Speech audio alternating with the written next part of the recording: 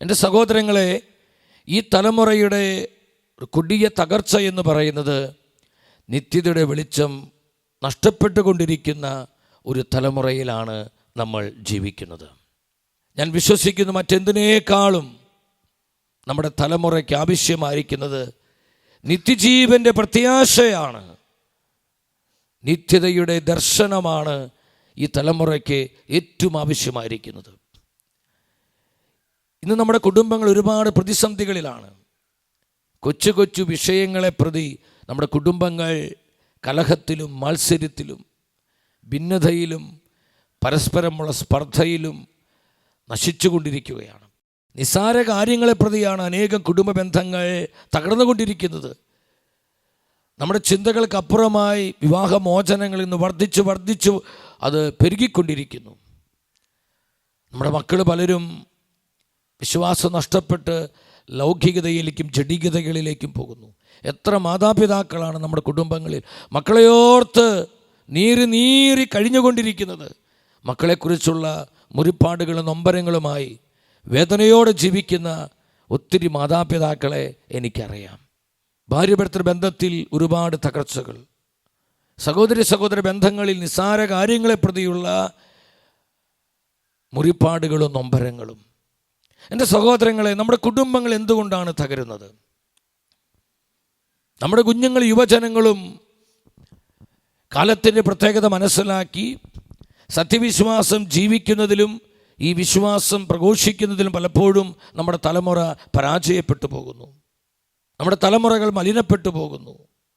നമ്മുടെ സമർപ്പിത സമൂഹങ്ങൾ ദുർബലമായി കൊണ്ടിരിക്കുന്നു. ഇന്ന് നമ്മൾ കാണുന്ന ഈ ആത്മീയ തകർച്ചകളുടെ ഒരു പ്രധാന കാരണം നിത്യജീവൻ്റെ പ്രത്യാശ നമുക്ക് എവിടെയോ നഷ്ടപ്പെട്ടു പോകുന്നുവെന്ന് നാം പരിശോധിക്കേണ്ടിയിരിക്കുന്നു. നിത്യജീവൻ്റെ വെളിച്ചത്തിൽ ജീവിക്കുന്ന ഒരാത്മാവും ഈ ലോകത്തിൻ്റെ അരൂപിയിലോ ലോകമോഹങ്ങളിലോ ജീവിച്ച് തങ്ങൾ ആത്മാവിനെ നാശം വരുത്തുവാൻ അവർ ഒരിക്കലും ആഗ്രഹിക്കുകയില്ല. നമ്മുടെ കുടുംബങ്ങളുടെ, നമ്മുടെ ജീവിതത്തിൻ്റെ, നമ്മുടെ തലമുറകളുടെ, നമ്മുടെ സമൂഹങ്ങളുടെയൊക്കെ ആത്മീയ തകർച്ചകളുടെ അടിസ്ഥാന കാരണം ഈ നിത്യതയുടെ ദർശനത്തിൽ നിന്ന് നമ്മൾ വ്യതിചലിച്ചു പോകുന്നതാണ്. 17-ാം സങ്കീർത്തനത്തിൽ 14-ാം വചനത്തിൽ സങ്കീർത്തകൻ ഈ കാലഘട്ടത്തിൻ്റെ പ്രത്യേകതയെക്കുറിച്ച് നമ്മോട് പങ്കുവെക്കുന്നുണ്ട്. ഇഹലോക ജീവിതം മാത്രം ഓഹരിയായി കരുതുന്ന മർത്യരിൽ നിന്ന് അങ്ങയുടെ കരം എന്നെ രക്ഷിക്കട്ടെ. എത്ര മനോഹരമായ പ്രാർത്ഥനയാണ്! ഈ ലോക ജീവിതം മാത്രം ഓഹരിയായി കരുതുന്ന മനുഷ്യരിൽ നിന്ന് കർത്താവേ, അങ്ങയുടെ കരം എന്നെ രക്ഷിക്കട്ടെ. ഇന്ന് അനേകർ ചിന്തിക്കുന്നതും വിശ്വസിക്കുന്നതും നിത്യത എന്ന് പറയുന്നത് ഒരു കെട്ടുകഥയാണ്. നിത്യമായ ജീവിതം എന്ന് പറയുന്നത് ഒരു മിഥ്യാസങ്കല്പമാണ്. അതാരോ കണ്ടുപിടിച്ച ഒരു വ്യർത്ഥമായ ഒരു ചിന്തയാണ്. നമ്മൾ നന്നായി ജീവിക്കാൻ മതം കണ്ടുപിടിച്ച സൂത്രമാണ് എന്നൊക്കെ കരുതുന്ന ആയിരക്കണക്കിന് വിശ്വാസികൾ പോലും ഇന്ന് പരിശുദ്ധ സഭയിലുണ്ട്, നമ്മുടെ കുടുംബങ്ങളിലുണ്ട്. എൻ്റെ സഹോദരങ്ങൾ, ഞാൻ ആത്മാർത്ഥമായി എൻ്റെ പ്രിയപ്പെട്ടവരോട് ചോദിക്കുകയാണ്, നിത്യമായ ജീവിതത്തിൽ നിങ്ങൾ വിശ്വസിക്കുന്നുവോ? നമുക്ക് നിത്യമായൊരു ജീവിതമുണ്ട്, നമുക്ക് നിത്യായുസ്സുണ്ടെന്ന് നമ്മൾ എത്ര പേര് വിശ്വസിക്കുന്നു? അവർ മാത്രം ഉച്ചത്തിൽ ഒരു ആമേൻ പറഞ്ഞേ. സ്തുതിക്കുന്നു കർത്താവേ. പരിശുദ്ധ സഭയുടെ പൊതുവിശ്വാസ പ്രമാണത്തിൽ ഓരോ ദിനവും നമ്മൾ ഏറ്റുചൊല്ലി പ്രാർത്ഥിക്കുന്നതാണ്, നിത്യായുസ്സിലും ഞങ്ങൾ വിശ്വസിക്കുന്നു, നിത്യജീവനിലും ഞങ്ങൾ വിശ്വസിക്കുന്നു. അപ്പോൾ നിത്യജീവൻ എന്നുള്ള ഈ വിശ്വാസ സത്യം 2000 വർഷമായിട്ടുള്ള പരിശുദ്ധ കത്തോലിക്ക സഭയുടെ, കർത്താവിൻ്റെ സഭയുടെ വിശ്വാസ സത്യമാണ്. ഇത് മാറ്റമില്ലാത്ത നിത്യസത്യമാണ് സഹോദരങ്ങളെ. നമുക്ക് നിത്യായുസ്സുണ്ട്, നമുക്ക് നിത്യമായൊരു ജീവിതമുണ്ടെന്ന് തിരുസഭ നമ്മെ പഠിപ്പിക്കുന്നു. കർത്താവിൻ്റെ സത്യവചനം പഠിപ്പിക്കുന്നു, സഭാപിതാക്കന്മാർ പഠിപ്പിക്കുന്നു, അപ്പോസ്തലന്മാർ പഠിപ്പിക്കുന്നു. സഭയിൽ അനേകം വിശുദ്ധരുടെ വിശ്വാസ സാക്ഷ്യങ്ങൾ ഈ സത്യം ഉറപ്പിക്കുന്നു. വിശുദ്ധനായ യോഹന്നാൻ ഒരു ദർശനം കാണുകയാണ്. വെളിപാട് പുസ്തകം 14 അധ്യായം 6-7 വചനങ്ങളിലാണ് യോഹന്നാൻ ശ്ലീഹ ദർശനം കാണുന്നത്. നമ്മൾ ഈ ശുശ്രൂഷയുടെ ആധാരവചനം അതാണ്. ഒരു ദിവസം പരിശുദ്ധ കുർബാനയുടെ മുൻപിൽ പ്രാർത്ഥിച്ചു കൊണ്ടിരിക്കുമ്പോഴാണ് കർത്താവിൻ്റെ ആത്മാവ് ഈ ഒരു പ്രചോദനം തന്നത്. നവംബർ മാസത്തിൻ്റെ അവസാന നാളുകളിൽ ഷെക്കേന ന്യൂസിലൂടെ നിത്യതയുടെ സുവിശേഷം എന്ന പേരിൽ ഈ നിത്യസത്യങ്ങൾ എൻ്റെ ജനത്തോട് പ്രഘോഷിക്കുക, ആ പ്രവചന സന്ദേശത്തിൻ്റെ ഭാഗമായിട്ടാണ് ഈ 10 ദിനങ്ങൾ നിത്യതയുടെ സുവിശേഷം ഈ മീഡിയയിലൂടെ കർത്താവ് നമുക്കായി നൽകിക്കൊണ്ടിരിക്കുന്നത്. ആ വചനം നമുക്കൊന്ന് ശ്രദ്ധിക്കാം. വെളിപാട് പുസ്തകം 14 അധ്യായം 6-7 തിരുവചനങ്ങൾ. മധ്യാകാശത്തിൽ പറക്കുന്ന വേറൊരു ദൂതനെ ഞാൻ കണ്ടു. ഭൂമിയിലുള്ളവരോടും സകല ജനതകളോടും ഗോത്രങ്ങളോടും ഭാഷകളോടും രാജ്യങ്ങളോടും വിളംബരം ചെയ്യാനുള്ള ഒരു സനാതന സുവിശേഷം അവൻ്റെ പക്കലുണ്ട്. അവൻ ഉച്ചസ്വരത്തിൽ വിളിച്ചു പറഞ്ഞു, ദൈവത്തെ ഭയപ്പെടുകയും അവിടത്തേക്ക് മഹത്വം നൽകുകയും ചെയ്യുവിൻ. ഒന്നിച്ചുച്ചത്തിൽ വായിച്ച്, എന്തെന്നാൽ അവിടുത്തെ വിധിയുടെ സമയം വന്നു കഴിഞ്ഞു. ആകാശത്തെയും ഭൂമിയെയും സമുദ്രത്തെയും നീരുറവകളെയും സൃഷ്ടിച്ചവനെ ആരാധിക്കുവിൻ. മധ്യാകാശത്തിലൂടെ പറന്നു പോകുന്ന ഒരു ദൈവദൂതനെ യോഹന്നാൻ ശ്ലീഹ കാണുകയാണ്. ആ ദൈവദൂതൻ്റെ കയ്യിൽ എല്ലാ ജനതകളോടും ഭാഷകളോടും രാജ്യങ്ങളോടും പ്രഘോഷിക്കുവാനുള്ള ഒരു സനാതന സുവിശേഷമുണ്ട്. ഇറ്റേണൽ ഗോസ്പൽ, നിത്യതയുടെ സുവിശേഷമുണ്ട്. എൻ്റെ സഹോദരങ്ങളെ, ഇത് വളരെ പ്രാധാന്യമുള്ള തിരുവചനമാണ്. കർത്താവിൻ്റെ പരിശുദ്ധ വചനം പറയുന്നു, ഒരു സനാതന സുവിശേഷം അവൻ്റെ പക്കലുണ്ട്. ഇറ്റേണൽ ഗോസ്പൽ, അത് നിത്യതയുടെ സുവിശേഷമാണ്.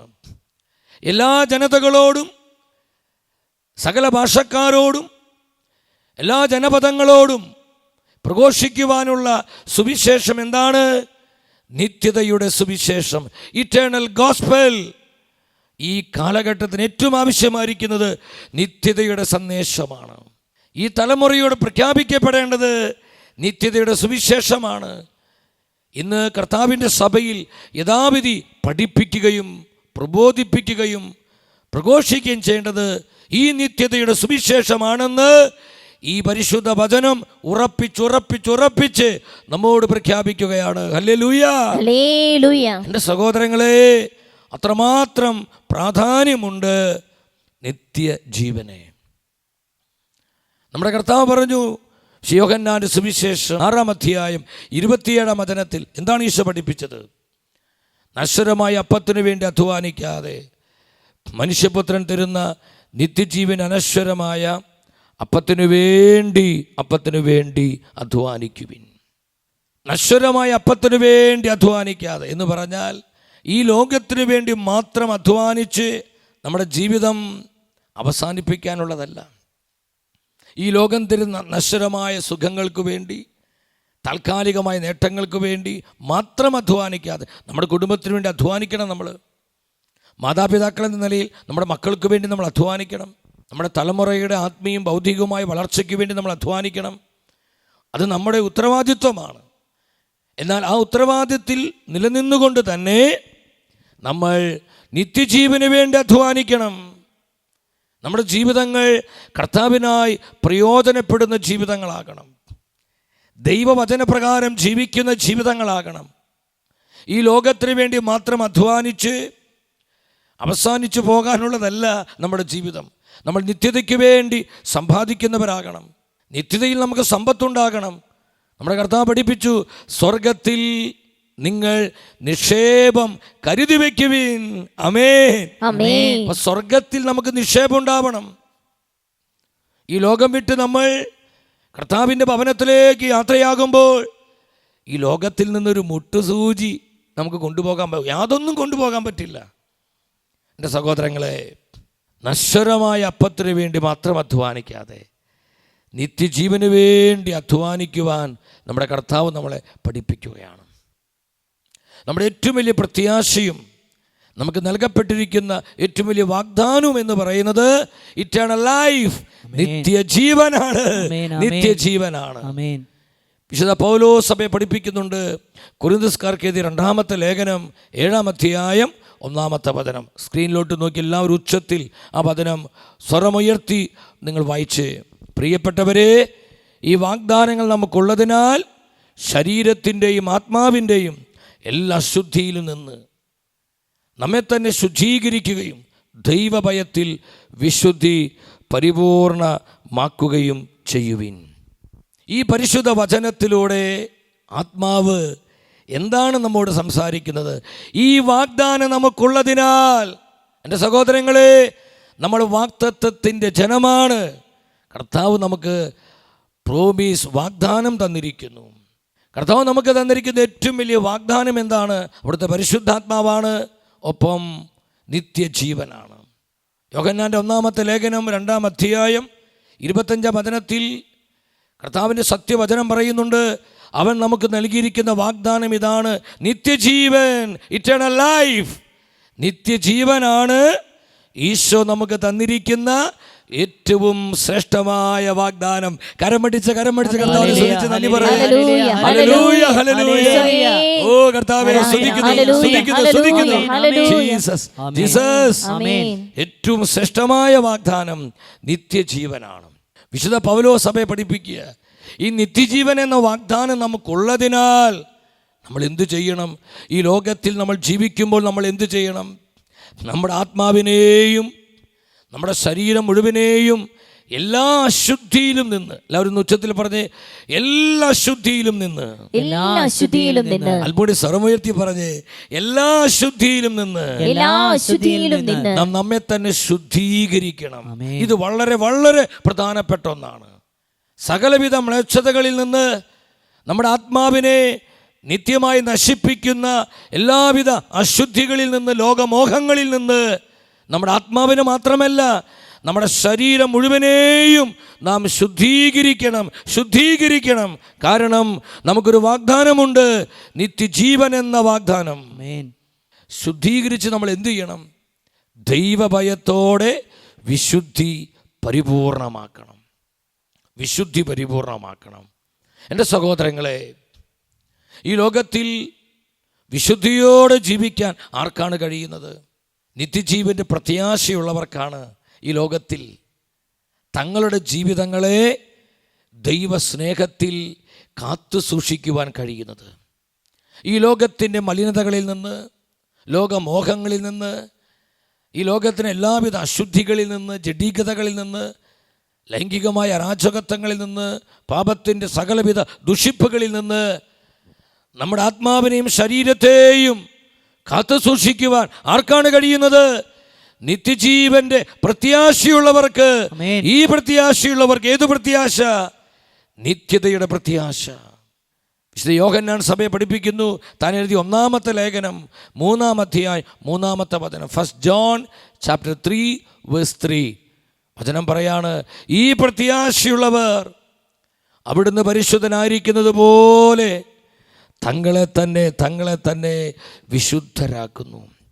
ഈ പ്രത്യാശയുള്ളവർ, നിത്യജീവന്റെ പ്രത്യാശയുള്ള ഓരോ ദൈവ പൈതലും ദൈവം പരിശുദ്ധനായിരിക്കുന്നത് പോലെ, നമ്മുടെ കർത്താവ് പരിശുദ്ധരിൽ പരിശുദ്ധനാണ്, അവൻ പരിശുദ്ധനായിരിക്കുന്നത് പോലെ നമ്മുടെ ജീവിതങ്ങളെ നാം വിശുദ്ധിയിൽ സൂക്ഷിക്കുന്നു. വിശുദ്ധിയുടെ ആത്മാവിന് ചേർന്ന വിധം നമ്മൾ ഈ ലോകത്തിൽ ജീവിക്കുന്നു. അപ്പോൾ ഈ ലോകത്തിൽ നമ്മുടെ ഈ പ്രവാസകാലത്ത് കർത്താവിനോട് ചേർന്ന് വിശുദ്ധിയുടെ ആത്മാവിൽ ആർക്കാണ് ജീവിക്കാൻ കഴിയുന്നത്? നിത്യജീവന്റെ പ്രത്യാശയുള്ളവർക്കാണ്. ഈ ലോകം കണ്ട് ജീവിക്കുന്നവർക്ക് ഇതൊക്കെ പൊട്ടക്കഥകളായിട്ട് തോന്നും. ഇതുപോലെ ഒരു ബോറൻ ആശയം, ഇതുപോലെ ഒരു മടുപ്പിക്കുന്ന അല്ലെങ്കിൽ മണ്ടത്തരം നിറഞ്ഞ ഒരു ആശയം വേറെ ഇല്ല എന്ന് ഈ ലോകം കണ്ട് ജീവിക്കുന്ന ഓരോ മനുഷ്യനും വിളിച്ചു പറയും. എന്നാൽ കർത്താവിൻ്റെ സത്യവചനം പറയുക, നിത്യജീവന്റെ പ്രത്യാശയുള്ള ഓരോ ദൈവ പൈതലും നമ്മുടെ കർത്താവ് പരിശുദ്ധനായിരിക്കുന്നത് പോലെ ഈ ലോകത്തിൽ തങ്ങളുടെ ഈ പ്രവാസ ജീവിതം വിശുദ്ധിയോടെ ജീവിക്കുന്നതിൽ അവർ ജാഗ്രതയുള്ളവരാകും, ശ്രദ്ധയുള്ളവരാകും. എത്ര ശ്രേഷ്ഠമാണ് നമ്മുടെ കർത്താവിൻ്റെ പരിശുദ്ധ വചനങ്ങൾ. വിശുദ്ധ പൗലോസ് വീണ്ടും സഭയെ പഠിപ്പിക്കുന്നുണ്ട്. റോമാക്കാർക്കുള്ള ലേഖനം 6-ാം അധ്യായം 23-ാം വചനത്തിൽ എന്താണ് പൗലോസ് പറയുന്നത്? ദൈവത്തിൻ്റെ ദാനമാകട്ടെ. എല്ലാവരും ഉച്ചത്തിൽ ആ സ്ക്രീനിലോട്ട് നോക്കിയ വചനം ഉച്ചത്തിൽ വായിച്ച്, നമ്മുടെ കർത്താവായ യേശുക്രിസ്തു വഴിയുള്ള നിത്യജീവനും. യേശുക്രിസ്തു വഴിയുള്ള നിത്യജീവനാണ്. ദൈവത്തിൻ്റെ ഏറ്റവും മഹത്തരമായ ദാനമെന്ന് പറയുന്നത് നമ്മുടെ കർത്താവായ യേശു വഴിയുള്ള നിത്യജീവനാണ്. ഈശോയാണ് നമ്മുടെ നിത്യജീവൻ. വലതുകരമായിട്ട് എല്ലാവരും ഉച്ചത്തിൽ പറഞ്ഞേ, കർത്താവായ യേശുവാണ് നമ്മുടെ നിത്യജീവൻ. കർത്താവായ ഈശോയാണ് നമ്മുടെ നിത്യജീവൻ. Hallelujah, hallelujah. ഈശോയാണ് നമ്മുടെ നിത്യജീവൻ. എത്ര സുന്ദരമാണ്, ശക്തമാണ് ദൈവത്തിൻ്റെ വചനം. വിശുദ്ധ യോഹന്നാൻ ഈ സത്യസഭയെ പഠിപ്പിക്കുന്നുണ്ട്. താൻ എഴുതിയ 1-ാമത്തെ ലേഖനം 5-ാം അധ്യായം 11-ാമത്തെ വചനം, 5-11 ഉച്ചത്തിലെ വചനം വായിച്ച്, ഇതാണ് ആ സാക്ഷ്യം, ദൈവം നമുക്ക് നിത്യജീവൻ നൽകി. ഈ ജീവൻ അവിടുത്തെ പുത്രനിലാണ്, യേശുക്രിസ്തുവിലാണ്. നമ്മുടെ നിത്യജീവൻ കർത്താവായ യേശുവാണ്. യേശുവിലാണ് നമ്മുടെ ജീവൻ. നമ്മുടെ ജീവൻ ഒളിഞ്ഞിരിക്കുന്നത് കർത്താവിലാണ്. ഈ ലോകം വിട്ട് നമ്മുടെ ആത്മാവ് കർത്താവിങ്കിലേക്ക് യാത്രയാവുകയാണ്. നമ്മുടെ ആയുസ് എന്ന് പറയുന്നത് ദൈവത്തിൻ്റെ ആയുസ്സാണ്, നമ്മുടെ കർത്താവിൻ്റെ ആയുസ്സാണ്. അതുകൊണ്ടാണ് നമ്മൾ നിത്യായുസ്സുള്ളവരാണ്. നമുക്ക് മരണമില്ല, നിത്യമായ മരണമില്ല. നമ്മൾ നിത്യായുസ്സുള്ളവരാ. നമ്മുടെ കർത്താവിൻ്റെ ആയുസ്സോളം ആയുസ്സുള്ളവരാണ് നമ്മൾ ഓരോരുത്തരും. ഇരുകരങ്ങളിൽ ഈ സത്യം മനസ്സിലാക്കി ഒരു 3 പ്രാവശ്യം വിളിച്ച് ഈശോയെ വിളിച്ച് പ്രാർത്ഥിക്കും. ഈശോ നിത്യതയുടെ വെളിച്ചം തരണമേ, നിത്യതയുടെ വെളിച്ചം തരണമേ, നിത്യജീവന്റെ പ്രത്യാശ തരണമേ. സ്തുതിക്കുന്നു, സ്തുതിക്കുന്നു, സ്തുതിക്കുന്നു. അഭിഷേകം. ഹല്ലേലൂയ. വീണ്ടും 1 യോഹന്നാൻ 5:12 1 യോഹന്നാൻ 5:12 വചനം പഠിപ്പിക്കുന്നു, പുത്രനെ സ്വന്തമാക്കിയവൻ ജീവൻ സ്വന്തമാക്കിയിരിക്കുന്നു, ദൈവപുത്രനെ സ്വന്തമാക്കാത്തവനെ ജീവനില്ല. ജീവനില്ല, ജീവനില്ല. അപ്പോൾ യേശു ക്രിസ്തുവിനെ സ്വന്തമാക്കുന്നതാണ് നിത്യജീവൻ. ക്രിസ്തുവിനെ സ്വന്തമാക്കുന്നതാണ് നിത്യജീവൻ. ഈശോയാണ് നിത്യജീവൻ. ഈശോയെ സ്വന്തമാക്കാത്തവൾക്ക് നിത്യജീവനില്ല. എത്ര ദൗർഭാഗ്യകരമാണ് കർത്താവിനെ കൂടാതെയുള്ള ഈ ലോക ജീവിതം. അത് കൊടിയ പരാജയവും ഭീമാകാരമായ നാശവുമാണെന്ന് കർത്താവിൻ്റെ ഇത് സത്യത്തിൻ്റെ വചനമാണ്. ഇത് പരിശുദ്ധ വചനമാണ്. നിർമ്മലമായ വചനം പഠിപ്പിക്കുന്നു, നമ്മുടെ ജീവിതത്തിൻ്റെ ഏറ്റവും കൊടിയ ദുരന്തമെന്ന് പറയുന്നത് നിത്യജീവൻ നഷ്ടപ്പെട്ടു പോകുന്നതാ. ഈശോ നമുക്ക് നഷ്ടപ്പെട്ടു പോകുന്നതാ. ഈശോയിൽ ആയിരിക്കുന്നവൻ, കർത്താവിൽ വിശ്വസിക്കുന്നവൻ, അവനും അവൾക്കുമാണ് നിത്യജീവൻ എന്ന് വചനം പറയാം. വീണ്ടും 13-ാമത്തെ വചനം 1 യോഹന്നാൻ 5:13 ഉച്ചത്തിലെ വചനം ഏറ്റുപറഞ്ഞ് 5:13 ഞാൻ ഇവയെല്ലാം എഴുതിയത് ദൈവപുത്രൻ്റെ നാമത്തിൽ വിശ്വസിക്കുന്ന നിങ്ങൾക്ക് നിത്യജീവനുണ്ടെന്ന് നിങ്ങൾ അറിയേണ്ടതിനാണ്. കർത്താവായ യേശുവിൽ വിശ്വസിക്കുന്ന ഒരു ദൈവ പൈതലിനെ നിത്യജീവനുണ്ടെന്ന് നിങ്ങൾ അറിയേണ്ടതിനാണ്. അപ്പോൾ യേശുവിൽ വിശ്വസിക്കുന്നവർക്കാണ് നിത്യജീവൻ കിട്ടും. ഇത് വിശ്വസിക്കാത്തവർക്ക് നിത്യജീവൻ ഇല്ല സഹോദരങ്ങളെ. ഇവിടെയാണ് വിശ്വാസത്തിൻ്റെ ആവശ്യകത മനസ്സിലാക്കേണ്ടത്. നമുക്ക് നിത്യരക്ഷ ലഭിക്കണമെങ്കിൽ വിശ്വാസം കൂടിയേ തീരൂ. വിശ്വസിക്കാത്ത ഒരു വ്യക്തിക്കും നിത്യജീവൻ ഉണ്ടാവുകയില്ല, നിത്യജീവൻ ലഭിക്കില്ല. ഇത് വചനമാണ്, മാറിപ്പോകാത്ത വചനം, മാറ്റമില്ലാത്ത വചനം. കർത്താവായ യേശുവിൽ വിശ്വസിക്കാത്ത ഒരു വ്യക്തിക്കും നിത്യജീവൻ ലഭിക്കുകയില്ല. എത്ര പേര് ഈ വചനം വിശ്വസിക്കുന്നുണ്ട്? അവർ ഉച്ചത്തിൽ ആമേൻ പറഞ്ഞേ. ആമേൻ, ആമേൻ, ആമേൻ, ആമേൻ. കർത്താവേ, നിന്റെ വചനം എത്ര ശക്തമാണ്, എത്ര ശക്തമാണ് കർത്താവേ. Hallelujah, hallelujah, hallelujah. എൻ്റെ പ്രിയപ്പെട്ടവരെ, അതിനാൽ നമ്മൾ ശ്രദ്ധിക്കണം. കർത്താവിൻ്റെ സുവിശേഷത്തിന് നമുക്ക് നൽകാനുള്ള പ്രത്യാശ എന്താണ്? സുവിശേഷം നൽകുന്ന പ്രത്യാശ എന്താണ്? നിങ്ങൾ ശ്രദ്ധിച്ച്, ഈ വചനങ്ങളെല്ലാം നമ്മൾ കേൾക്കുമ്പോൾ നമ്മുടെ ഉള്ളിൽ പരിശുദ്ധാത്മ പ്രത്യാശ തരുന്നുണ്ട്. എന്ത് പ്രത്യാശ? ഈ ലോകത്തിൽ എങ്ങനെ സുഖമായി ജീവിക്കാം എന്നുള്ള പ്രത്യാശയല്ല. ഈ ലോകത്തിൽ അനുദിന ജീവിതത്തിൽ നമുക്കുണ്ടാകുന്ന സഹനങ്ങളെ എങ്ങനെ ഒഴിവാക്കിക്കൊണ്ട് ജീവിക്കാം എന്നുള്ള പ്രത്യാശയിൽ സഹനങ്ങളുണ്ട്. ഈ ലോകത്തിൽ നമ്മുടെ വിശ്വാസ യാത്രയിൽ കൊടുങ്കാറ്റുകളുണ്ട്, പേമാരികളുണ്ട്, വെള്ളപ്പൊക്കങ്ങളുണ്ട്. ഇതൊക്കെ എന്താ സൂചിപ്പിക്കുന്നത്? അനുദിന ജീവിതത്തിലെ കഷ്ടതകൾ, ക്ലേശങ്ങൾ, കുടുംബജീവിതത്തിലെ സഹനങ്ങൾ, സമർപ്പിത ജീവിതത്തിൽ, വൈദിക ജീവിതത്തിലെ ചില ദുഃഖങ്ങൾ, ദുരിതങ്ങൾ, ആരും കാണാത്ത സങ്കടങ്ങൾ, ആരോടും പറയാൻ പറ്റാത്ത ചില നൊമ്പരങ്ങൾ, ഇതെല്ലാം നമുക്ക് എല്ലാവർക്കും ഉണ്ട്. സഹനമില്ലാത്ത ഒരു മനുഷ്യൻ പോലും ഈ ലോകത്തിൽ ഇല്ല എന്ന് നമ്മൾ മനസ്സിലാക്കണം. എല്ലാവർക്കും അവരുടേതായ സഹനങ്ങളുണ്ട്, കഷ്ടതകളുണ്ട്, ദുരിതങ്ങളും സങ്കടങ്ങളും വേദനകളൊക്കെ ഉണ്ട്. എന്നാൽ ഇതിൻ്റെ നടുവിൽ കർത്താവിൻ്റെ സുവിശേഷം ഒരു ദൈവ പൈതലിന് നൽകുന്ന പ്രത്യാശ എന്താണ്? വിശുദ്ധ പൗലോസ് സഭയെ പഠിപ്പിക്കുന്നുണ്ട്. കൊളോസ്യർക്കുള്ള ലേഖനം 1-ാം അധ്യായം 23-ാം വചനത്തിൽ എന്താണ് പരിശുദ്ധ വചനം പറയുന്നത്? എന്നാൽ നിങ്ങൾ ശ്രവിച്ച സുവിശേഷം നൽകുന്ന പ്രത്യാശയിൽ നിന്ന് നിങ്ങൾ വ്യതിചലിക്കാതെ സുവിശേഷം നൽകുന്ന പ്രത്യാശ. എല്ലാവരും ശ്രദ്ധിക്കണമേ. സുവിശേഷം നൽകുന്ന പ്രത്യാശയിൽ നിന്ന് നിങ്ങൾ വ്യതിചലിച്ചു പോകരുത്, നിങ്ങൾ വഴിതെറ്റി പോകരുത്, നിങ്ങൾ പിന്മാറി പോകരുതെന്ന് കർത്താവിൻ്റെ പരിശുദ്ധ വചനം ശക്തമായി നമ്മളെ പഠിപ്പിക്കുക. സുവിശേഷം നൽകുന്ന പ്രത്യാശയിൽ നിന്ന് പ്രിയ ദൈവത്തിൻ്റെ പൈതലേ, നീ വ്യതിചലിച്ചു പോകരുത്, വ്യതിചലിച്ചു പോകരുത്. നീ അറിഞ്ഞറിയാതെയോ ലോകമോഹങ്ങളിൽ അകപ്പെടരുത്. നശ്വരമായ ഭോഗേച്ഛകളിൽ, ക്ഷണികമായ ഈ ലോകത്തിൻ്റെ സുഖലോലുപതകളിൽപ്പെട്ട് നിനക്ക് ആത്മനാശം സംഭവിക്കരുതെന്ന് ദൈവത്തിൻ്റെ വചനം മുന്നറിയിപ്പ് തരികയാണ്.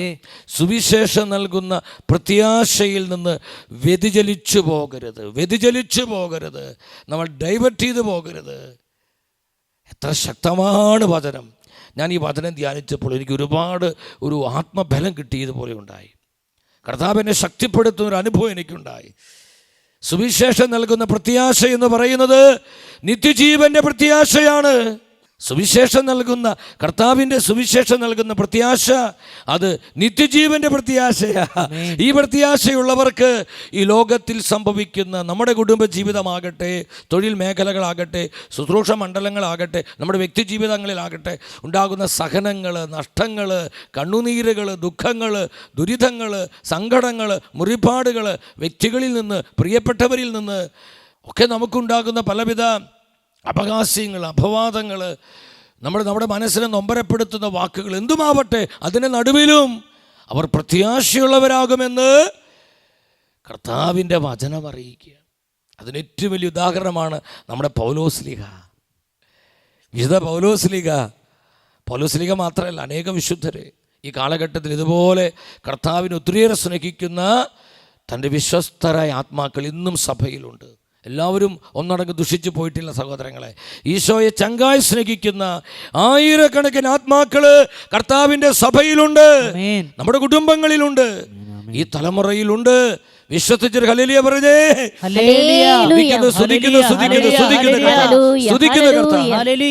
കർത്താവിനെ പ്രാണതുല്യം സ്നേഹിക്കുന്നവരെ, തങ്ങളെല്ലാമെല്ലാമായി കർത്താവിനെ സ്വന്തമാക്കി ജീവിക്കുന്ന ചില ശുദ്ധാത്മാക്കൾ, ബലിയാത്മാക്കൾ ഈ കാലഘട്ടത്തിൽ ഉണ്ടെന്ന് നമ്മൾ തിരിച്ചറിയാതെ പോകരുത്. വിശുദ്ധ പൗലോസ് കർത്താവിൻ്റെ വലിയൊരു വിക്ടിം സോൾ, ഒരു യാഗാത്മാവായിരുന്നു. അത്രമാത്രം കർത്താവിനെ സ്നേഹിച്ച വിശ്വസ്തതയാർന്നൊരാത്മാവ്. പൗലോസ് പറയാം, കൊരിന്ത്യസ്കാർക്കുള്ള 2-ാമത്തെ ലേഖനം 4-ാം അധ്യായം 16-ാം വചനത്തിൽ സുവിശേഷം നൽകുന്ന പ്രത്യാശ, നിത്യജീവൻ്റെ പ്രത്യാശ. ഈ പ്രത്യാശയുള്ളത് കൊണ്ട് എന്താ പൗലോസ് പറയുന്നത്? ഞങ്ങൾ നിരാശപ്പെടുന്നില്ല, ഞങ്ങൾ ഭഗ്നാശരാകുന്നില്ല. ഒന്ന് ഉച്ചത്തിൽ പറഞ്ഞേ, ഞങ്ങൾ ഭഗ്നാശരാകുന്നില്ല. അതിനർത്ഥം എന്താ? ഞങ്ങൾക്ക് നിരാശയില്ല. കർത്താവിനെ പ്രതി, വചനത്തെ പ്രതി ഒത്തിരിയേറെ സഹനങ്ങൾ ഞങ്ങൾക്കുണ്ട്. ഞങ്ങൾ കൊള്ളക്കാരിൽ ആക്രമിക്കപ്പെടുന്നു, ഞങ്ങൾ കടലിൽ ഒഴുകി നടക്കുന്നു, പല പ്രാവശ്യം അടികൊണ്ട് അടിക്കപ്പെടുന്നു, അനേക പ്രാവശ്യം മരണവക്രത്തിൽ അകപ്പെട്ടു പോകുന്നു, പല പ്രാവശ്യം ജയിലിൽ കിടക്കുന്നു, കൊള്ളക്കാരിൽ നിന്നും സ്വന്തക്കാരിൽ നിന്നും പ്രിയപ്പെട്ടവരിൽ നിന്നും ആക്രമിക്കപ്പെടുന്നു, അനേകം ദിനങ്ങളിൽ വിശപ്പിലും ദാരിദ്ര്യത്തിലും നഗ്നതയിലും ഞങ്ങൾ ജീവിക്കുന്നു. എന്നാൽ ഇതിലൊന്നിലും ഞങ്ങൾക്ക് നിരാശയില്ല, പരിഭവങ്ങളില്ല, പരാതികളില്ല, ഞങ്ങൾക്കിതിൽ വിഷാദമില്ല. ഞങ്ങൾ നിരാശപ്പെടുന്ന ഭഗ്നാശരാകുന്നില്ല. കാരണം ഞങ്ങളിലെ ഭാഗ്യ മനുഷ്യൻ, ഈ ശരീരം, ഇത് മണ്ണാണ് സഹോദരങ്ങൾ. ശരീരത്തെ നമ്മൾ സ്നേഹിക്കണം, സൂക്ഷിക്കണം. പക്ഷെ അമിതമായ പ്രാധാന്യം കൊടുത്ത് ആത്മാവിനേക്കാൾ ഉപരി ശരീരത്തിന് വേണ്ടി മാത്രം ജീവിക്കരുത്. അത് ഈശോ പറഞ്ഞ്, നശ്വരമായ അപ്പത്തിന് വേണ്ടി മാത്രം ജീവിക്കരുതെന്ന് പറഞ്ഞാൽ നിൻ്റെ ശരീരത്തിന് വേണ്ടി മാത്രം നീ ജീവിക്കരുത്. നിൻ്റെ ശരീരം ഇത് മണ്ണാണ്, ഇത് ധൂളിയാണ്, ഇത് മണ്ണിലേക്ക് തന്നെ പോകുന്നുവെന്ന് ദൈവത്തിൻ്റെ വചനം നമ്മളെ പഠിപ്പിക്കുന്നുണ്ട്. അപ്പോൾ ശരീരത്തെ സ്നേഹിക്കണം, മാന്യതയിൽ സൂക്ഷിക്കണം, ശരീരത്തിന് നമ്മൾ പോഷണങ്ങളൊക്കെ നൽകണം. പക്ഷേ നമ്മുടെ ആത്മാവിനെ നാശം വരുത്തിയിട്ടല്ല നമ്മൾ ശരീരത്തെ സ്നേഹിക്കാൻ പോകേണ്ടത്. അത് നമ്മൾ മനസ്സിലാക്കണം. കാര്യം മനസ്സിലാക്കുന്നുണ്ടോ? കൃത്യമായി മനസ്സിലാക്കണം. നമ്മുടെ ആത്മാവിനെ നശിപ്പിച്ചിട്ടല്ല നമ്മൾ ശരീരത്തെ സ്നേഹിക്കേണ്ടത്. നമ്മുടെ ആത്മരക്ഷ ഉറപ്പുവരുത്തി നീ ശരീരത്തെ സ്നേഹിക്കുക. ആമേൻ. ഈ ശരീരം ഇത് ക്ഷയിച്ചാലും ഇതിന് രോഗം വരും, ഈ ശരീരത്തിന് ക്ഷീണം വരും, ഇതിന് മടുപ്പ് വരും. പലപ്പോഴും നമ്മുടെ ഈ ശരീരത്തിന് ഇത് നശ്വരമാണ്, ക്ഷണികമായതുകൊണ്ട്, ഇത് പൊടിയിലേക്ക് പോകാനുള്ളത് കൊണ്ട് ഇതിന് ഒരുപാട് ദുർബലതകളുണ്ട്. ഇതൊക്കെ സംഭവിക്കും. നമ്മളിങ്ങനെ പെട്ടെന്ന് അപ്സെറ്റായി അസ്വസ്ഥപ്പെട്ട് നമ്മൾ ടെൻഷൻ അടിച്ച് നമ്മുടെ പ്രഷർ വെറുതെ കൂട്ടേണ്ട സഹോദരങ്ങളെ. ഇതെല്ലാം ഉണ്ടാകും, പേടിക്കണ്ട, കർത്താവ് കൂടെയുണ്ട്. അപ്പോൾ ഈ ശരീരം അല്പം ക്ഷീണിച്ചു പോയാലും നമ്മൾ വിഷമിക്കേണ്ട. പൗലോസ് പറയാ, ഞങ്ങളിലുള്ള ആത്മീയ മനുഷ്യൻ, ആന്തരിക മനുഷ്യൻ ദിനംതോറും നവീകരിക്കപ്പെടുന്നു, ശക്തീകരിക്കപ്പെടുന്നു, വിശുദ്ധീകരിക്കപ്പെടുന്നു. ഹല്ലേലൂയ. സ്പിരിച്വൽ മാൻ, ആത്മീയ മനുഷ്യൻ, അത് നവീകരിക്കപ്പെടുകയാണ്. അതുകൊണ്ട് ഞങ്ങൾ അനുഭവിക്കുന്ന സഹനങ്ങളിലും വേദനകളിലും ഞങ്ങൾക്ക് നിരാശയില്ല, ഭഗ്നാശരാകുന്നില്ല. തുടർന്ന് പൗലോസ് പറയുക, 4-ാം അധ്യായം 18-ാമത്തെ വാക്യം, 2 കൊരിന്ത്യൻസ്. അപ്പോൾ അതിനുച്ചത്തിൽ വായിച്ച്, ദൃശ്യമായവയല്ല അദൃശ്യമായവയാണ് ഞങ്ങളുടെ ലക്ഷ്യം. ദൃശ്യങ്ങൾ നശ്വരങ്ങളാണ്, അദൃശ്യങ്ങൾ അനശ്വരങ്ങളും. ദൃശ്യമായവയല്ല അദൃശ്യമായവയാണ് ഞങ്ങളുടെ ലക്ഷ്യം. എത്ര ശക്തമാണ് ദൈവത്തിൻ്റെ വചനം! അദൃശ്യമായത്, നിത്യമായത്, അതാണ് ഞങ്ങൾ ലക്ഷ്യം വയ്ക്കുന്നത്. അതിനാൽ ഞങ്ങൾക്ക് നിരാശയില്ല, ഞങ്ങൾക്ക് സങ്കടങ്ങളില്ല.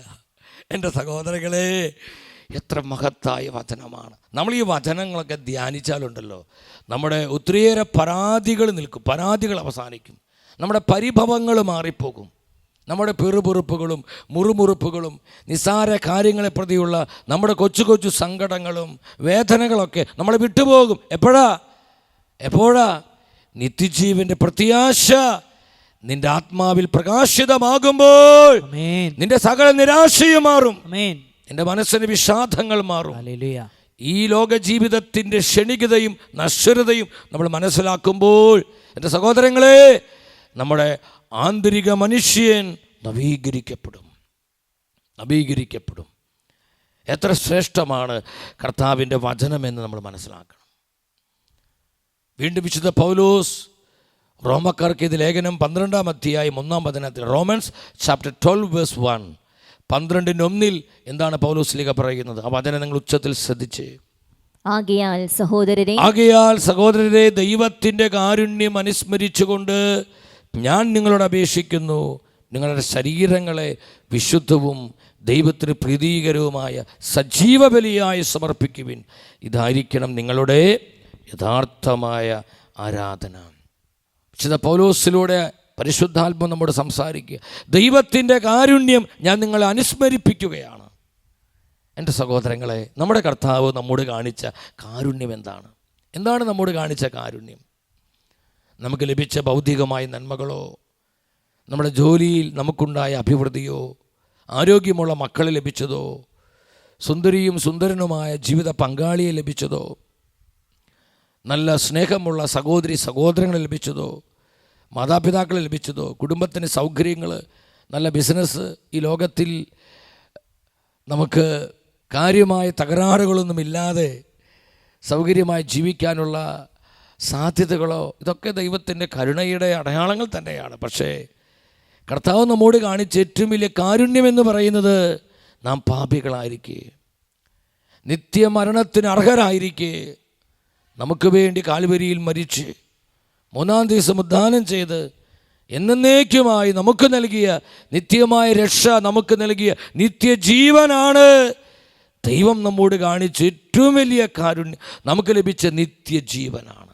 നമ്മൾ മനസ്സിലാക്കണം സഹോദരങ്ങളെ, നമ്മുടെ കർത്താവ് നമ്മോട് കാണിച്ച ഏറ്റവും വലിയ കാരുണ്യം എന്ന് പറയുന്നത് നമുക്ക് നൽകിയ നിത്യജീവനാണ്. നമ്മൾ നിത്യമരണത്തിന് അർഹരായിരുന്നു. എന്നാൽ ആ വലിയ ശിക്ഷാവിധിയിൽ നിന്ന്, ആ ഇറ്റേണൽ പണിഷ്മെൻറ്റിൽ നിന്ന് കർത്താവ് നമ്മളെ വീണ്ടെടുത്ത് നിത്യജീവൻ പ്രദാനം ചെയ്തു. വിശ്വസിച്ച് ആമേൻ പറഞ്ഞേ. ഇതാണ് ദൈവം കാണിച്ച കാരുണ്യം. അല്ലാതെ നമുക്ക് ചെറിയ രോഗസൗഖ്യം കിട്ടിയതോ, കടബാധ്യത മാറിയതോ, ഏതെങ്കിലും ഭൗതികമായൊരു നന്മ കിട്ടിയതോ അതുമാത്രമല്ല നമ്മുടെ ദൈവം കാണിച്ച കാരുണ്യം. നമുക്ക് ലഭിച്ച നിത്യജീവനാണ്. ഈശോ നമുക്ക് നിത്യജീവൻ തന്നു. തൻ്റെ കുരിശുമരണത്തിലൂടെ, തൻ്റെ ഉത്ഥാനത്തിലൂടെ കർത്താവ് നമുക്ക് നിത്യജീവൻ പ്രദാനം ചെയ്തു. ഇതാണ് കർത്താവ് കാണിച്ച കാരുണ്യം. ഈ കാരുണ്യം നമ്മൾ മനസ്സിലാക്കണം. നമ്മളൊന്നുമല്ലാതിരിക്കെ നശിച്ചു പോകേണ്ട എന്നെയും നിങ്ങളെയും കർത്താവ് നിത്യജീവനിലേക്ക് ഉയർത്തിയല്ലോ. ഇത് നീ ഓർക്കണം. ഇത് നീ ഓർത്താൽ നിന്റെ ജീവിതം വിശുദ്ധമാകുമെന്ന് വചനം പറയുക. അപ്പോൾ നിന്റെ ശരീരത്തെ കർത്താവിനെ വിശുദ്ധമായി, നിന്റെ കുടുംബം കർത്താവിനെ വിശുദ്ധമായി, നിന്റെ മക്കൾ കർത്താവിനെ വിശുദ്ധമായി, നിന്റെ തലമുറ കർത്താവിനെ വിശുദ്ധമായി, നിന്റെ ബന്ധങ്ങൾ കർത്താവിനെ വിശുദ്ധമായി, നിന്റെ ഇടപാടുകൾ കർത്താവിനെ വിശുദ്ധമായി. എല്ലാറ്റിലും വിശുദ്ധിയുടെ ആത്മാവുണ്ടാകും. വിശുദ്ധിയുടെ ആത്മാവിന് ചേരാത്ത ഒന്നും നിന്റെ ജീവിതത്തിൽ ഉണ്ടാകാൻ നീ അനുവദിക്കുകയില്ല. എപ്പോൾ കർത്താവ് നിന്നോട് കാണിച്ച കാരുണ്യം, നിത്യജീവനെ നീ ഓർക്കുമ്പോൾ, നിത്യജീവനെക്കുറിച്ച് നീ ഓർക്കുമ്പോൾ നിനക്ക് വിശുദ്ധിയോടെ ജീവിക്കാൻ പറ്റും. നിന്റെ ശരീരത്തെ വിശുദ്ധിയോടെ സൂക്ഷിക്കാൻ പറ്റും. അങ്ങനെ സൂക്ഷിച്ചവരാണ് സഭയുടെ വിശുദ്ധരെ, സഭയുടെ വിശുദ്ധാത്മാക്കൾ. യൂദായുടെ ലേഖനം 1:21 ഈ വചനത്തിൻ്റെ മറ്റൊരു വെർഷൻ, മറ്റൊരു ഫേസാണ് ആത്മാവ് നമുക്ക് കാണിച്ചു തരുന്നത്. ആ വചനം ശ്രദ്ധാപൂർവം വായിച്ച്, നിത്യജീവിതത്തിനായി നമ്മുടെ കർത്താവായ യേശുക്രിസ്തുവിൻ്റെ കാരുണ്യത്തെ ഉറ്റുനോക്കിക്കൊണ്ട് ദൈവസ്നേഹത്തിൽ നിങ്ങളെ തന്നെ കാത്തുകൊള്ളുവിൻ. കർത്താവിൻ്റെ കാരുണ്യത്തിലേക്ക് ഉറ്റുനോക്കിക്കൊണ്ട്, കർത്താവിൻ്റെ കാരുണ്യത്തിലേക്ക് ഉറ്റുനോക്കുക. എന്തിനു വേണ്ടി? നിത്യജീവിതത്തിനായി, കർത്താവിനോട് കൂടെയുള്ള ആ നിത്യമായ ജീവിതത്തിനായി നീ നിന്റെ കർത്താവിൻ്റെ കാരുണ്യത്തിലേക്ക് ഉറ്റുനോക്കണമെന്ന് പരിശുദ്ധ വചനം നമ്മെ പഠിപ്പിക്കുക. This is the word of God. ഇത് മാറ്റമില്ലാത്ത വചനമാണ്. ഇത് കൃപയുടെ വചനമാണ്. ജീസസ്, എത്ര ശക്തമാണ് ദൈവത്തിൻ്റെ വചനം. എൻ്റെ പ്രിയപ്പെട്ടവരെ, ഈ വചനം എന്താണ് നമ്മെ പഠിപ്പിക്കുന്നത്? കർത്താവിൻ്റെ കാരുണ്യത്തിലേക്ക്. ഞാൻ പറഞ്ഞു, എന്താണ് കർത്താവ് കാണിച്ച കാരുണ്യം?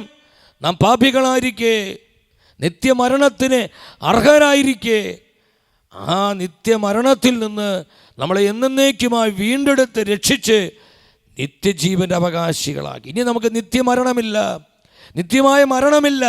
അതുകൊണ്ട് പൗലോസ് സഭയെ പഠിപ്പിച്ചത് റോമാക്കാർക്കുള്ള ലേഖനം 8:1 പരിശുദ്ധ വചനം പറയുന്നു, ആകയാൽ ഇപ്പോൾ യേശു ക്രിസ്തുവിനോട് ഐക്യപ്പെട്ടിരിക്കുന്നവർക്ക് ശിക്ഷാവിധിയില്ല. ക്രിസ്തുവിനോട് ഐക്യപ്പെട്ട് ജീവിക്കുന്ന ഒരു ദൈവ പൈതലിന് ശിക്ഷാവിധിയില്ല. എൻ്റെ പ്രിയപ്പെട്ടവരെ, ഈ വചനം എന്തുമാത്രം പ്രത്യാശ തരുന്ന വചനമാണ്. ഈ ലോകത്തിൽ ഞാനും നിങ്ങളും കർത്താവിനോട് ചേർന്ന് ജീവിക്കുന്നവരാണെങ്കിൽ ഇറ്റേണൽ പണിഷ്മെൻറ്റിന് നമ്മുടെ മേൽ യാതൊരു അധികാരവുമില്ല. നമ്മൾ നിത്യശിക്ഷയ്ക്ക് വിധിക്കപ്പെടുകയില്ല, നിത്യമരണത്തിന് അർഹരാവുകയില്ല, നമുക്ക് ശിക്ഷാവിധി നേരിടേണ്ടി വരികയില്ല. ആർക്കാണ്? കർത്താവിനോട് ചേർന്ന് ഈ ലോക ജീവിതം നയിച്ച ആത്മാക്കൾ. മറ്റൊരു ഭാഷയിൽ പറഞ്ഞാൽ ഈശോയോട് ഐക്യപ്പെട്ട് ജീവിച്ച ആത്മാക്കൾ, അവർക്ക് ശിക്ഷാവിധിയില്ല, ജഡ്ജ്മെന്റ് ഇല്ല. ഹല്ലേലൂയ. വലിയ ആനന്ദത്തോടെ ഇരുകരങ്ങൾ ഉയർത്തി ഈ പ്രത്യാശ ഏറ്റുപറഞ്ഞ് നമ്മൾ ഒന്നിച്ച് വിളിക്കുന്നു, യേശുവേ. Hallelujah, hallelujah. വിളിച്ചു ഈശോയേ. ഒഴുകട്ടെ, അഭിഷേകം നിറയട്ടെ. സ്തുതിക്കുന്നു. കരങ്ങളടിച്ച് യേശുവോട് ചേർന്നിരിപ്പത് എത്ര ബോധമേ. ആ വരികൾ പാടി നമ്മുടെ കർത്താവിനെ മനം തുറന്ന് മഹത്വപ്പെടുത്തുന്നു. കർത്താവിനോട് ചേർന്ന് ജീവിക്കുന്നവർക്ക് ന്യായവിധിയില്ല, ശിക്ഷാവിധിയില്ല, ജഡ്ജ്മെന്റ് ഇല്ല. യേശുവിനോട് ഐക്യപ്പെട്ടിരിക്കുന്നവർക്ക് നിത്യമായ മരണമില്ല. സ്തുതിക്കുന്നു കർത്താവേ. ഈ പ്രത്യാശയോടെ കരങ്ങളടിച്ച് കർത്താവിനെ സ്നേഹിച്ചുകൊണ്ട് നമ്മുടെ കുടുംബങ്ങളിലേക്ക് കൃപ ഒഴുകട്ടെ. നമ്മുടെ കുടുംബങ്ങൾ കർത്താവിനെ സ്നേഹിക്കുന്ന കുടുംബങ്ങളാകട്ടെ, നിത്യജീവന്റെ കുടുംബങ്ങളാകട്ടെ, ദൈവവചനത്തിന്റെ കുടുംബങ്ങളാകട്ടെ. നമ്മുടെ തലമുറകളിലേക്ക് അഭിഷേകം വ്യാപരിക്കട്ടെ. ഒഴുകട്ടെ. തലമുറകളുടെ മേൽ ഈ അഭിഷേകം വ്യാപരിക്കട്ടെ. എല്ലാ ജനപദങ്ങളിലേക്കും അഭിഷേകം മാറി പെയ്തിറങ്ങട്ടെ. സ്തുതിക്കുന്നു. കരമടിച്ച് എല്ലാവരും ഒന്നിച്ച് ആമേൻ ആമേൻ. Power hallelujah. യേശുവോട് ചേർന്നിരിപ്പതെത്ര മോദമേ, യേശുവിനാ ജീവിക്കുന്നതെത്ര ഭാഗ്യമേ. അനുഭവിച്ചു പാടുക. ആമേൻ. യേശുവിനാ ജീവിക്കുന്നതെത്ര ഭാഗ്യമേ. യേശുവോട് ചേർന്നിരിപ്പതെത്ര മോദമേ, യേശുവിനാ ജീവിക്കുന്നതെത്ര ഭാഗ്യമേ. ആമേൻ. യേശുവോട് ചേർന്നിരിപ്പതെത്ര മോദമേ, യേശുവിനാ ജീവിക്കുന്നതെത്ര ഭാഗ്യമേ. ആശ തന്നോടെന്നും എന്നിൽ വർദ്ധിച്ചിടുന്നേ, ആശ തന്റെ കൂടെ വാഴൻ കാംക്ഷിച്ചിടുന്നേ. ആശ തന്നോടെന്നും എന്നിൽ വർദ്ധിച്ചിടുന്നേ, കൃപ വർഷിക്കണമേ. കൂടെ വാഴൻ കാംക്ഷിച്ചിടുന്നേ. എന്നു തീരും എന്റെ കഷ്ടം ഇന്നീ മണ്ണിലേ, അന്നു മാറും എന്റെ ദുഃഖം നിശ്ചയം തന്നെ. ആമേൻ. എന്നു തീരും എന്റെ കഷ്ടം ഇന്നീ മണ്ണിലേ, അന്നു മാറും എന്റെ ദുഃഖം നിശ്ചയം തന്നെ. അന്നു തന്റെ ശുദ്ധരൊത്തു പാടിയാർക്കുമേ, അന്നെനിക്ക് സാധ്യമോ മകൾ സമ്മേളനം. അന്നു തന്റെ ശുദ്ധരൊത്തു പാടിയാർക്കുമേ, ഇന്നെനിക്ക് സാധ്യമോ. കരങ്ങൾ ഉയർത്തിയടിച്ച് വലിയ ആനന്ദത്തോടെ യേശുവോട് ചേർന്നിരിപ്പതെത്ര ബോധമേ, യേശുവിനാ ജീവിക്കുന്നതെത്ര ഭാഗ്യമേ. ആമേൻ ആമേൻ. യേശുവോട് വലിയ ആനന്ദം അനുഭവിച്ച് യേശുവിനാ ജീവിക്കുന്നതെത്ര ഭാഗ്യമേ. യേശുവോട് ചേർന്നിരിപ്പതെത്ര ബോധമേ, യേശുവിനാ ജീവിക്കുന്ന നിത്യതയുടെ വെളിച്ചം, നിത്യതയുടെ വെളിച്ചം, നിത്യജീവന്റെ പ്രത്യാശ കർത്താവേ പകരണമേ, പകർന്നു തരണമേ.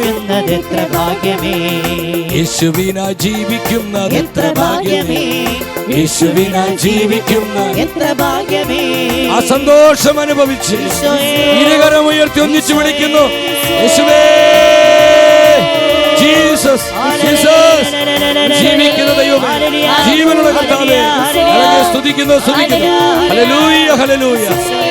ആരാധന ഒഴുകട്ടെ. അഭിഷേകം പറയട്ടെ. സ്തുതിക്കുന്നു.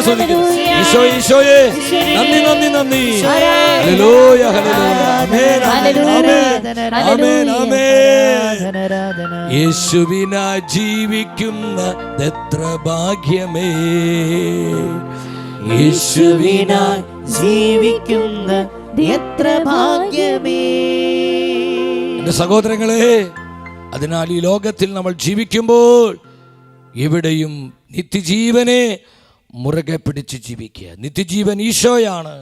കർത്താവിനെ മുറുകെ പിടിച്ച് ജീവിക്കുക, കർത്താവിനോട് ചേർന്ന് ജീവിക്കുക, അവൻ്റെ വചനത്തിൽ ജീവിക്കുക. അവർക്ക് നിത്യജീവനുണ്ട്. അവരുടെ മേൽ ശിക്ഷാവിധിയില്ല, അവർക്ക് നിത്യ മരണമില്ല. അവർ നിത്യജീവനായ അവകാശികളാണ്, നിത്യജീവൻ്റെ അവകാശികളാണ്. വിശുദ്ധ പൗലോസ് വീണ്ടും സഭയോട് പറയുന്നുണ്ട്. തിമോത്തിക്ക് എഴുതിയ 1-ാമത്തെ ലേഖനം 6-ാം അധ്യായം 12-ാമത്തെ വചനം. 1 തിമോത്തി 6:12 ആ വചനം ഉച്ചത്തിൽ വായിച്ച്, വിശ്വാസത്തിൻ്റെ നല്ല പോരാട്ടം നടത്തുകയും നിത്യജീവനെ മുറുകെ പിടിക്കുകയും ചെയ്യുക. ഇതിലേക്കാണല്ലോ നീ വിളിക്കപ്പെട്ടിരിക്കുന്നത്. 2 കാര്യങ്ങൾ പരിശുദ്ധ വചനം വ്യക്തമായി നമ്മളെ പഠിപ്പിക്കുകയാണ്. ഒന്ന്, സത്യവിശ്വാസത്തിന് വേണ്ടി നല്ല പോരാട്ടം നീ നടത്തണം. മരിക്കേണ്ടി വന്നാലും നീ വിശ്വാസം നഷ്ടപ്പെടുത്തി കളയരുത്. വിശ്വാസത്തിന് വേണ്ടി രക്തസാക്ഷിയായാൽ പോലും നീ വിശ്വാസം ഉറപ്പോടെ പ്രഘോഷിക്കണം, വിശ്വാസം ജീവിക്കണം, വിശ്വാസത്തിൽ ഉറച്ച് സ്ഥിരതയോടെ നിൽക്കണം. രണ്ടാമത് പൗലോസ് പറയാണ്, നിത്യജീവനെ നീ മുറുകെ പിടിക്കണം. നീ വിളിക്കപ്പെട്ടിരിക്കുന്നത് നിത്യജീവിതത്തിനായി, നിത്യജീവിതത്തിനായിട്ടാണ് തിമോത്തി നീ വിളിക്കപ്പെട്ടിരിക്കുന്നത്. ഇത് തിമോത്തിയോസിന് മാത്രമുള്ളൊരു വചനമാണ്, അല്ല സഹോദരങ്ങളെ. ഇത് കർത്താവിൻ്റെ സഭയ്ക്കുള്ള പരിശുദ്ധാത്മാവിൻ്റെ വചനമാണ്.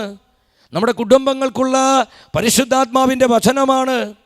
നമ്മുടെ വ്യക്തി ജീവിതത്തിനുള്ള ആത്മാവിൻ്റെ വചനമാണ്.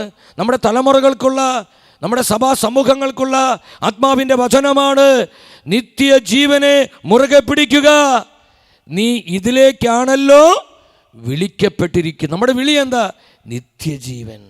നമ്മുടെ ക്രൈസ്തവ ജീവിതത്തിൻ്റെ അടിസ്ഥാന വിളി എന്ന് പറയുന്നത് നിത്യജീവനാണ്. നിത്യജീവൻ, ഇതിലേക്കാണ് നീ വിളിക്കപ്പെട്ടിരിക്കുന്നത്. അത് മറന്ന് തിമോത്തി നീ ജീവിക്കരുത്,